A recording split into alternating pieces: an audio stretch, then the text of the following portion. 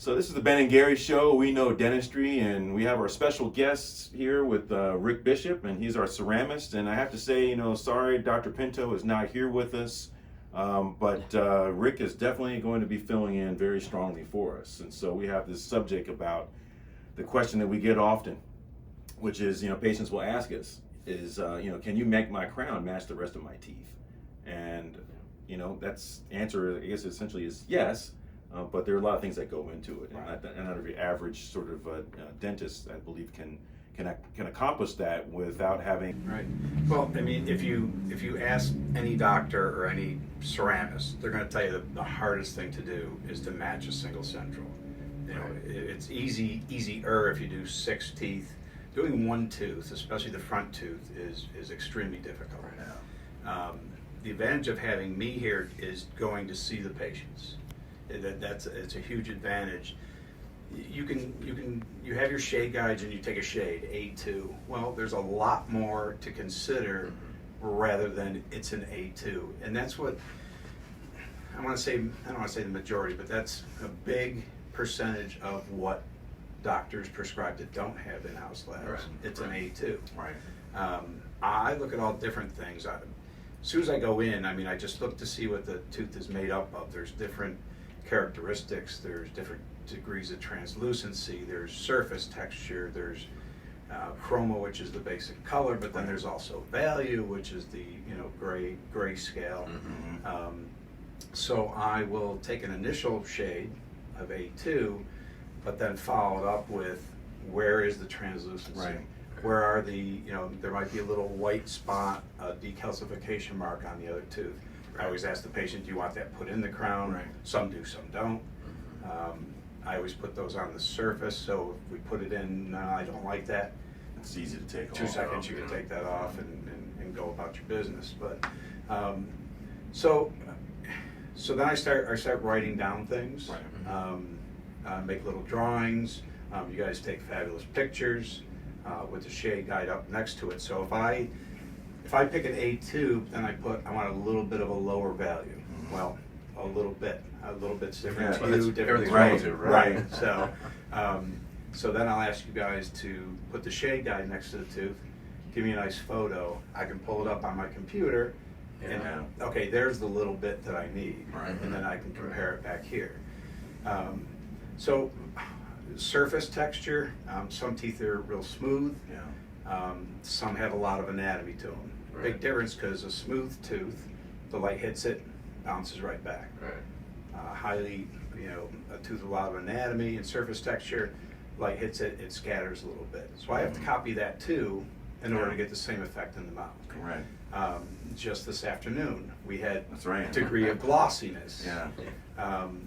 Just being able to change that, you basically put in a super highly polished surface crown next to some teeth that were not naturally that way. Right. And they were more of a color matte, was more of a pretty matte spot finish. on. It's just that one thing that made us wonder, why this wasn't matching is that the texture just wasn't the same.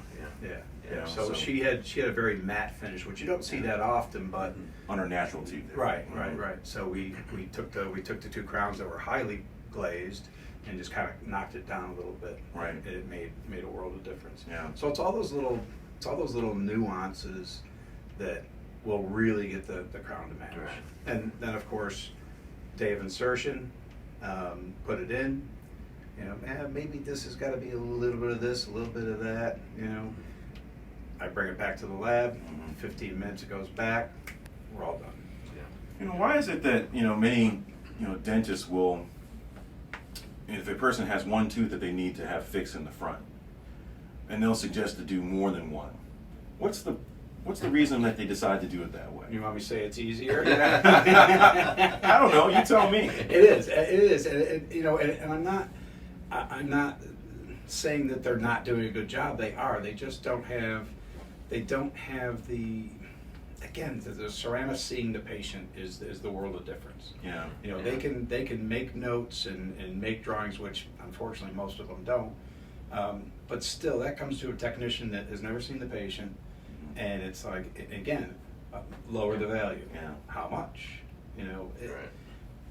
They can only communicate so much. Right. Now, will it get close? Yeah. Will it be perfect? Probably not. Well, that's where I think the taking photographs helps you so much more. Absolutely, Too. But yeah. you know, I've seen you take other characteristics. Like sometimes you'll see a craze line in the enamel, and you duplicate that on Right.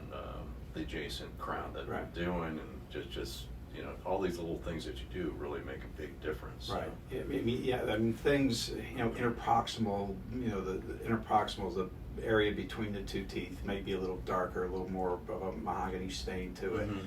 Put that in the crown because it just helps everything blend. Right. Those are the fun ones. Right. The old teeth where they have crack lines and orange and brown. Yeah. And Yeah. those I can really splash a lot of stuff on, and Yeah. you know, those always. But are it's fun. amazing how accurate they are. Yeah, it comes out good. Again, the photography and most importantly, Appreciate it there. You know, we take the pictures and partner together. I think I can't really say enough about, you know, the relationship that one has when we're trying to get to a common destination, meaning the patient satisfaction in this one single crown. I think without a relationship that, you know, we have and thinking the same way and communicating the same way, the chances of that are even more difficult when you're not in the office. right.